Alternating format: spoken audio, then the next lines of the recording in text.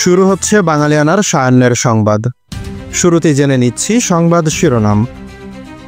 গোপালগঞ্জে গুলিবিদ্ধ আরেকজনের মৃত্যু, কারফিউর মধ্যে আটক ৪৫। কথাই বলতে পারছেন না বাংলাদেশের সাংবাদিকরা, বিবিসির অনুসন্ধানী প্রতিবেদন। জাতিসংঘের মানবাধিকার অফিস চালু হচ্ছে ঢাকায়, সমঝোতা স্মারক স্বাক্ষর। ১ বছর আগে আজকের দিনেই বন্ধ হয়েছিল ইন্টারনেট, জ্বালিয়ে দেওয়া হয়েছিল বিটিভি, মেট্রো রেল। কাউকে দমন নয়, সবাইকে নিয়েই দেশ গড়তে চায় এনসিপি। ১৪টি বোয়িং উড়োজাহাজ এবং ৩ লাখ টন গম কিনে ওয়াশিংটনের সঙ্গে বাণিজ্য ঘাটতি কমানোর প্রস্তুতি নিয়েছে ঢাকা। সিরিয়ায় সাম্প্রদায়িক সংঘাতে নিহত ৬০০।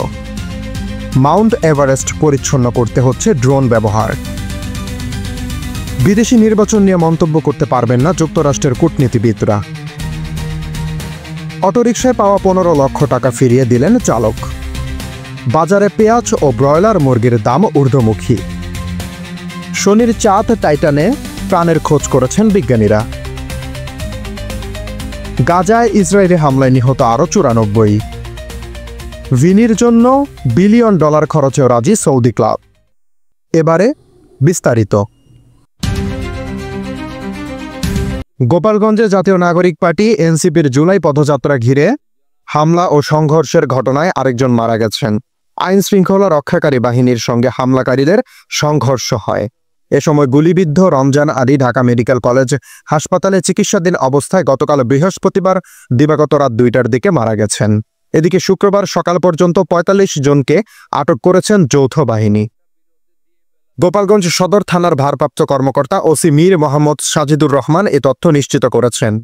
আজ দুপুরে ১২:৩০টার দিকে ওসি সাজিদুর রহমান বলেছেন, এ ঘটনায় সদর থানায় এখন পর্যন্ত ৪৫ জন আটক আছেন, তাদের থানায় রাখা হয়েছে। এর আগে গতকাল বৃহস্পতিবার সন্ধ্যা পর্যন্ত যৌথ বাহিনীর অভিযানে ২৫ জনকে আটক করা হয়েছিল। অন্য ২০ জনকে গতকাল রাতে যৌথ বাহিনীর গোপালগঞ্জের বিভিন্ন স্থান থেকে আটক করে থানায় হস্তান্তর করেছে। তবে হামলার ২ দিন পার হওয়ার পরেও পুলিশ মামলা করেনি। গ্রেফতারকৃতদের আদালতে তোলা হয়নি। নিহতদের কোনো ময়নাতদন্ত ছাড়াই সৎকার হয়েছে। তবে শুক্রবার জানা যায় বৃহস্পতিবার মামলা করেছে পুলিশ। এ ঘটনায় ৮০ জনের নাম উল্লেখ করে ৪০০ জনকে আসামি করা হয়েছে। মামলাটি করেন সদর থানার পুলিশ পরিদর্শক আহমেদ আলী। অভিযোগে বলা হয়েছে, এনসিপির কর্মসূচি চলাকালে সংঘর্ষে পুলিশের গাড়ি পুড়িয়ে দেওয়া, ভাঙচুর, হামলা ও সহিংসতা চালানো হয়। জুলাই হত্যাকাণ্ড নিয়ে একজন ক্ষমতাধর উপদেষ্টাকে সাংবাদিক সম্মেলনে প্রশ্ন করেছিলেন একটি বেসরকারি টেলিভিশনে তখন কর্মরত ফজলে রাব্বি। এতে পড়েন ভয়ঙ্কর হুমকির মুখে। তার প্রতিষ্ঠানও বড় রকমের হুমকিতে পড়ে, ফলে বাধ্য হয়ে তাকে চাকরি ছাড়তে হয়। ৩ মাস ধরে বেকার তিনি। ভয়ে অন্য কোনো প্রতিষ্ঠানও তাকে চাকরি দিচ্ছে না, ফলে ৩ মাস ধরে তিনি বেকার। একই ঘটনায় চাকরি যায় আরও ২ সাংবাদিকের। আওয়ামী লীগ সরকারের পতনের পর মতপ্রকাশের স্বাধীনতায় কোনো হস্তক্ষেপ থাকবে না এমন আশা করা হলেও বাস্তবে গত ১ বছরে পরিস্থিতি খুব একটা পরিবর্তন হয়নি বলে জানাচ্ছেন অনেকে। ঢাকার একটি অনলাইন গণমাধ্যমের সাংবাদিক নুরুজ্জামান লাবু। কয়েক মাস আগে তিনি হুমকিতে পড়েন একটি রিপোর্ট লেখার সূত্র ধরে। এরপর তার ব্যক্তিগত ইউটিউব এবং ফেসবুক কন্টেন্ট নিয়েও হুমকি আসতে থাকে, যেখানে তিনি সমসাময়িক রাজনীতি সহ বিভিন্ন বিষয়ে বিশ্লেষণ করতেন। তিনি জানাচ্ছেন, হুমকির মুখে এখন ফেসবুক, ইউটিউব কন্টেন্ট বানানো বন্ধ করে দিয়েছেন তিনি বিবিসিকে বলেন, সরকারের কেউ আমাকে নিষেধ করে, কিন্তু নানা ধরনের নন স্টেন্ট অ্যাক্টরের যে হুমকি, মবের যে ভয়, সেটার কারণে অনেকে নিজে নিজে কথা বন্ধ করতে বাধ্য হচ্ছে। আমিও বাধ্য হয়েছি।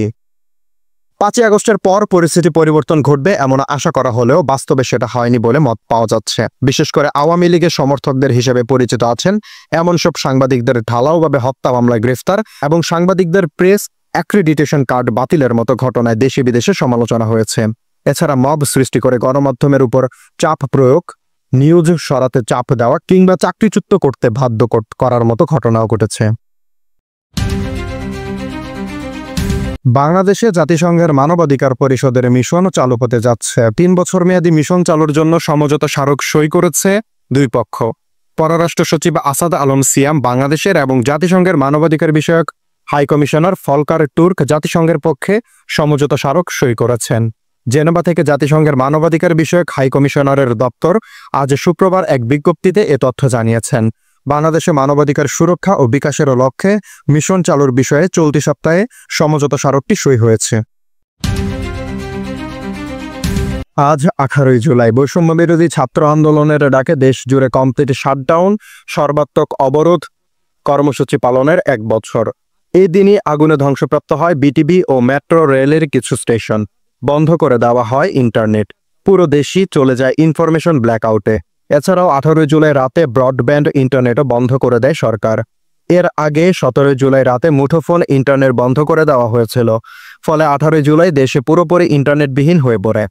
আগের দিন রাত 8টার দিকে সামাজিক যোগাযোগ মাধ্যম ফেসবুকে কমপ্লিট শাটডাউন কর্মসূচি ঘোষণা করেছিলেন বৈষম্য বিরোধী ছাত্র আন্দোলনের অন্যতম সমন্বয়ক আসিফ মাহমুদ সজীব ভুইয়া, বর্তমানে অন্তর্বর্তী সরকারের উপদেষ্টা। আসিফ মাহমুদ সেই ফেসবুক পোস্টে লিখেছেন, কমপ্লিট শাটডাউনে শুধু হাসপাতাল, গণমাধ্যম ও অন্যান্য জরুরি সেবা ছাড়া কোনো প্রতিষ্ঠানের দরজা খুলবে না, অ্যাম্বুলেন্স ছাড়া সড়কে কোনো গাড়ি চলবে না। 17 জুলাই পুলিশি অভিযান ও হামলার পর ঢাকা বিশ্ববিদ্যালয়ের আবাসিক হল ফাঁকা হয়ে পড়ায় আন্দোলন স্তিমিত হতে পারে বলে ধারণা করা হয়েছিল। তবে 18 জুলাই কমপ্লিট শাটডাউনে বেসরকারি বিশ্ববিদ্যালয়ের শিক্ষার্থীদের ব্যাপক প্রতিরোধে বিপরীত চিত্র তৈরি হয়।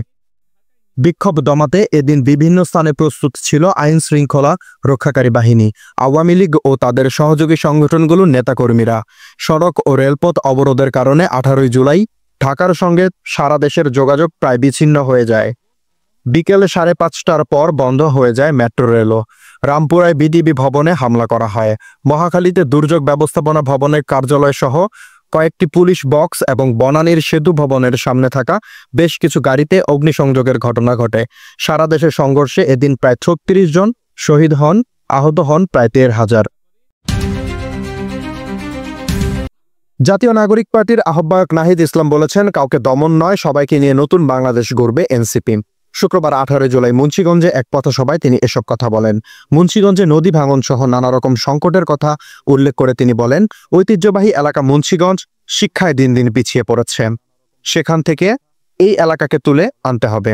এ সময় দলটির উত্তরাঞ্চলের মুখ্য সংগঠক সার্জিস আলম বলেন, গোপালগঞ্জ সন্ত্রাসীদের আস্তানা হয়ে উঠেছে, যে কোনো মূল্যে এদের প্রতিহত করতে হবে। এনসিপির দক্ষিণাঞ্চলের মুখ্য সমন্বয়ক হাসনাত আবদুল্লাহ বলেন, সংস্কার কোনো নির্দিষ্ট দলের পক্ষে, কারো বিপক্ষে নয়, কোনো গোলামিকে প্রশ্রয় দেওয়া যাবে না।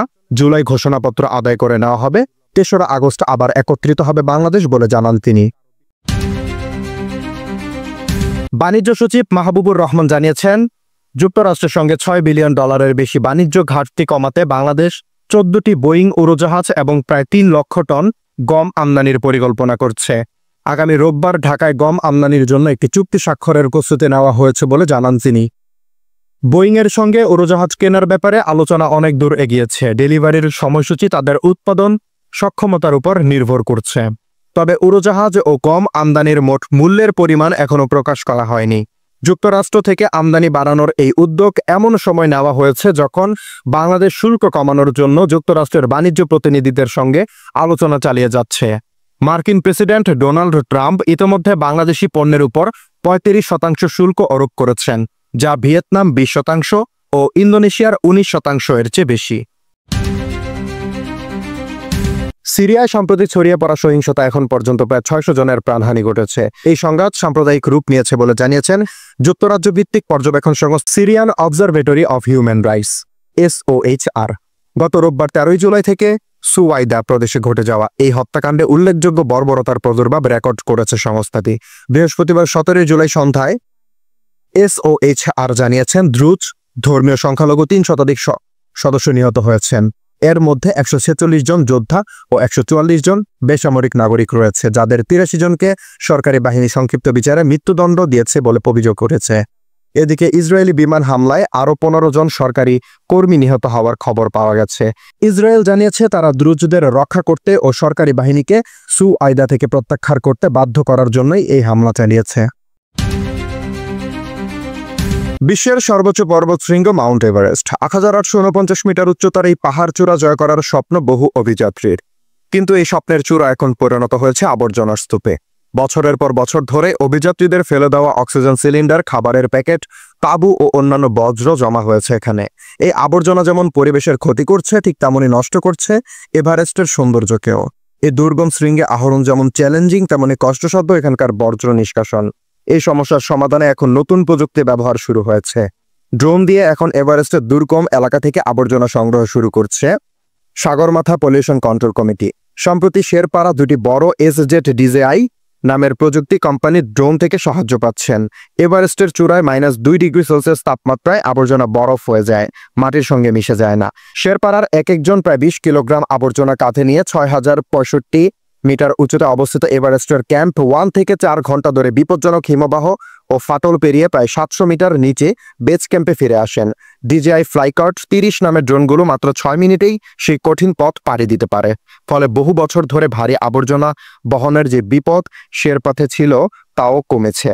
সাগরমাথা পলিউশন কন্ট্রোল কমিটি জানিয়েছেন, এপ্রিল থেকে মে মাসের মাঝামাঝি ড্রোনগুলো 280 কিলোগ্রামের বেশি আবর্জনা সরিয়েছে এভারেস্টের চূড়া থেকে। ড্রোন ব্যবহারের ফলে কাজ দ্রুত হচ্ছে। মার্কিন কূটনীতিবিদদের বিদেশি নির্বাচনের স্বচ্ছতা বা গ্রহণযোগ্যতা নিয়ে মন্তব্য করা থেকে বিরত থাকার নির্দেশ দিয়েছেন দেশটির পররাষ্ট্রমন্ত্রী মার্কো রুবিও। বৃহস্পতিবার 17 জুলাই বিশ্বের বিভিন্ন দেশের মার্কিন কূটনীতিবিদদের কাছে এই অভ্যন্তরীণ বার্তা পাঠানো হয়। নির্দেশনায় বলা হয়, পররাষ্ট্রনীতি বিষয়ক সুস্পষ্ট স্বার্থ জড়িত না থাকলে অন্য দেশের নির্বাচন সংক্রান্ত বিষয়ে মন্তব্য করা থেকে বিরত থাকবে ওয়াশিংটন। কোনো নির্বাচনী প্রক্রিয়া স্বচ্ছতা, বৈধতা বা গণতান্ত্রিক মূল্যবোধ নিয়ে মন্তব্য এড়িয়ে যেতে হবে। নির্বাচন সংক্রান্ত কোনো বার্তা প্রয়োজনে পররাষ্ট্রমন্ত্রী বা মুখপাত্র সরাসরি দেবেন এবং মন্ত্রণালয়ের অনুমতি ছাড়া কূটনীতিবিদরা কোনো বার্তা দেওয়া হতে বিরত থাকবেন। এই নির্দেশনায় মার্কিন প্রেসিডেন্ট ডোনাল্ড ট্রাম্প গত 13 মে রিয়াদে দেওয়া বক্তব্যের উল্লেখ করা হয়েছে, যেখানে তিনি পশ্চিমা হস্তক্ষেপকারীদের সমালোচনা করেন। ট্রাম্প বলেন, এখন থেকে এসব দেশ কিভাবে চলবে সেটা তাদের নিজেদের ব্যাপার। ওয়াশিংটনের আর সে বিষয়ে কিছু বলার নেই, বরং এখন যুক্তরাষ্ট্র অংশীদারিত্ব গড়তে চায়। ব্যাটারি চালিত রিকশার চালক অনিক হাসান প্রতিদিনের মতো অটোরিকশা নিয়ে বের হয়েছিলেন। এক যাত্রী তার রিকশায় একটি ব্যাগ ফেলে গিয়েছেন। অনিক ওই ব্যাগ খুলে দেখতে পান তাতে 15 লক্ষ টাকা আছে। পরে অনিক ওই ব্যক্তিকে খুঁজে বের করে টাকা ফেরত দেন। কুমিল্লা নগরের বজ্রপুর এলাকায় গতকাল বৃহস্পতিবার রাতে এ ঘটনা ঘটে। অনিক হাসানের বাড়ি কুমিল্লা নগরের চৌধুরীপাড়া এলাকায়। তাদের অভাবের সংসার, তার বাবাও অটোরিকশা চালক। গতকাল সকালে টাকার প্রকৃত মালিক নগরের বজ্রপুর এলাকার একটি কিন্ডারগার্টেনে গিয়েছিলেন অনিকের অটোরিকশায়। তিনি ভুল করে ওই টাকার ব্যাগ ফেলে গিয়েছিলেন। সকাল 9:45টার দিকে টাকার মালিককে খুঁজে পান। টাকার মালিক মরণ সূত্রধর নগরের ছাতিপট্টি এলাকায় একজন সোনা ব্যবসায়ী। গতকাল রাতে তিনি বলেন, চালক অনিকের সততার কারণে টাকা ফেরত পেলেন। তার জন্য অনেক আশীর্বাদ করছি সৃষ্টিকর্তার কাছে। অনিক যা করেছে তা আজকালকার দিনে কল্পনাই করা যায় না। আমিও ওর কাছে চিরকাল কৃতজ্ঞ থাকব। বেশ অনেকদিন পর বাজারে ঊর্ধ্বমুখী পেঁয়াজের দাম, এছাড়া নিম্নমুখী থাকা ব্রয়লার মুরগির দামও কিছুটা বেড়েছে। পাশাপাশি 2 সপ্তাহ ধরে বৃষ্টির কারণে সরবরাহ কম থাকায় বাড়তি দামে বিক্রি হচ্ছে বেশিরভাগ সবজি। শুক্রবার 18 জুলাই রাজধানীর কয়েকটি বাজারে ঘুরে এমন চিত্র দেখা গেছে। কয়েক মাস ধরেই 50 থেকে 60 টাকায় স্থিতিশীল অবস্থায় ছিল পেঁয়াজের দাম। হঠাৎ করে 2-3 দিন ধরে বাড়তে শুরু করেছে পেঁয়াজের দাম। বিক্রেতারা বলেন, পাইকারি বাজারের দাম বৃদ্ধির কারণে বেশি পেঁয়াজের দাম বেড়েছে। 2 দিন ধরে বাড়তি দামে পেঁয়াজ কিনতে হচ্ছে। এজন্য বর্তমানে গড়ে পেঁয়াজের দাম 60 টাকা কেজি। একই সঙ্গে ডিমের দাম কমলেও বেড়েছে ব্রয়লার মুরগির দাম। 1 সপ্তাহের ব্যবধানে ব্রয়লার মুরগির দাম কেজি প্রতি বেড়েছে 10 থেকে 20 টাকা পর্যন্ত। ঢাকার বাজারে প্রতি কেজি ব্রয়লার মুরগির বাজার বেঁধে 160 থেকে 180 টাকায় বিক্রি করতে দেখা গেছে। অন্যদিকে আমদানির প্রভাবে সামান্য দাম কমলেও এখনো উচ্চ মূল্যে বিক্রি হচ্ছে কাঁচামরিচ। প্রতি কেজি কাঁচামরিচ 240 থেকে 260 টাকায় পাওয়া যাচ্ছে, যা সপ্তাহখানেক আগে 300 টাকায় উঠেছিল। পেঁপে, ছোট পটলের মতো হাতে গোনা 2-3 ধরনের সবজি স্বাভাবিক দামে বিক্রি হচ্ছে। তবে কাকরোল, করলা, বরবটি 70 থেকে 80 টাকা, ঝিঙা, চিচিঙ্গা 60 থেকে 70 টাকা কেজি দরে বিক্রি হতে দেখা যাচ্ছে। শনি গ্রহের বৃহত্তম চাঁদ টাইটান সম্পর্কে নতুন এক তথ্য প্রকাশ করেছে যুক্তরাষ্ট্রের মহাকাশ গবেষণা সংস্থা নাসার বিজ্ঞানীরা। তাদের দাবি, টাইটানের হ্রদে প্রাকৃতিকভাবে ভ্যাসিকল নামে পরিচিত কোষ সদৃশ অংশ তৈরি হতে পারে, আর তাই সেখানে জীবন বা প্রাণের বিকাশ ও গঠনের সুযোগ রয়েছে। ইন্টারন্যাশনাল জার্নাল অব অ্যাস্ট্রোবায়োলজি সাময়িকীতে এ বিষয়ে একটি গবেষণাপত্র প্রকাশিত হয়েছে। বিজ্ঞানীদের মতে, শনির বৃহত্তম চাঁদ টাইটানের হ্রদ ইথেন ও মিথেনের মতো হাইড্রোকার্বনে পূর্ণ, যা ভেসিকল প্রোটোসেলের বিকাশের জন্য গুরুত্বপূর্ণ। রাসায়নিক বিক্রিয়াকে সমর্থন করতে পারে এমন সরল কাঠামো সেখানে বিদ্যমান। টাইটানের পরিবেশ পৃথিবীর পরিবেশ থেকে বেশ আলাদা। সেখানে তাপমাত্রা অত্যন্ত কম, নাইট্রোজেন ও মিথেন ধারণকারী ঘন বায়ুমণ্ডল রয়েছে। টাইটান চাঁদে কোষের বাইরের অংশ ভেসিকলের গঠনের অ্যাসফিফিল অণুর মিথস্ক্রিয়ার সুযোগ রয়েছে। এসব অণু জীবকোষের পর্দার অনুরূপ দ্বিস্তরীয় কাঠামো তৈরি করতে পারে। গাজায় চলমান ইসরায়েলি হামলায় সর্বশেষ 24 ঘন্টার তথ্য অনুযায়ী অন্তত 94 জন নিহত এবং 350 জন আহত হয়েছেন। ফলে অবরুদ্ধ উপত্যকাটিতে মৃতের সংখ্যা বেড়ে দাঁড়ালো প্রায় 58,700 জন।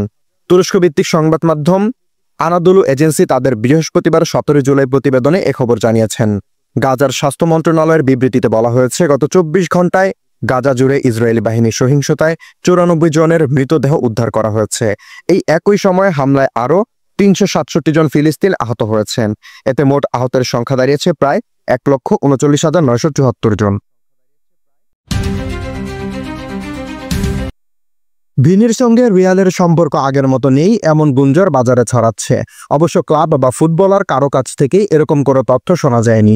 কিন্তু ভিনির সঙ্গে এখনো চুক্তি নবায়ন করেনি রিয়াল মাদ্রিদ। যদিও চুক্তির এখনো 2 বছর বাকি আছে, এর মধ্যে ব্রাজিলিয়ান মেগাস্টারের জন্য আরও এক ব্লকবাস্টার অফার। যে কোনোভাবেই ভিনিকে সৌদি আরবে আনতে চায় আল হিলাল। সম্প্রতি সময়ে ভিনির পারফরমেন্সও খুব সুখকর না হওয়া সত্ত্বেও আকাশ ছোঁয়া দর হাঁকাচ্ছেন এই ব্রাজিলিয়ান ফরওয়ার্ড। হতে চাচ্ছেন রিয়ালের সবচেয়ে বেশি আয় করা ফুটবলার। সোশ্যাল মিডিয়ায় সমর্থকদের একটা ক্ষুদ্র অংশ চালাচ্ছেন আউট ভিনি ক্যাম্পেইন। এই সুযোগে আরও একবার মাথাচাড়া দিয়ে উঠেছে সৌদি আরব। 5 বছরে বেতন বাবদ 1 বিলিয়ন ইউরো বেতন দিতে চায় আল আহলি। বর্তমানে যেখানে রিয়ালে ভিনির বার্ষিক আয় প্রায় 20 বিলিয়ন ইউরো, সেখানে সৌদির অফার প্রায় 10 গুণ বেশি। এমনকি রিয়াল মাদ্রিদকেও 300 million euro transfer fee offer করেছে সৌদি ক্লাবটি।